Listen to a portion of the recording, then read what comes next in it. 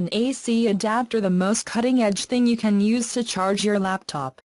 It's called the Anker PowerCore Fusion Power Delivery Battery and Charger.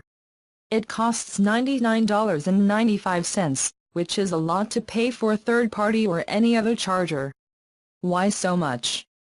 First, it uses gallium nitride instead of silicon in its circuits, which allows it to be much smaller than comparable loaders. Second, it has a built-in 5000 mAh battery, so you can use it as an external power source. Third, it uses the industry-standard USB-C power supply to provide 30 W of charge from the brick to your laptop.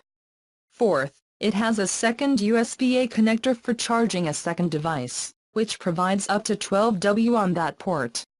His teeth of power even hide when they are not in use, which allows him to occupy less space in my bag. The PowerCore PD is no exception, despite the fact that it uses GaN to reduce the size of the electronic components inside it. Measuring 1.24 x 3.37 x 3.21 inches, it is noticeably larger than the 61W charger that comes with a 13-inch MacBook Pro. But, again, unlike that MacBook Pro charger, it has 2 ports and a 5000 mAh battery inside.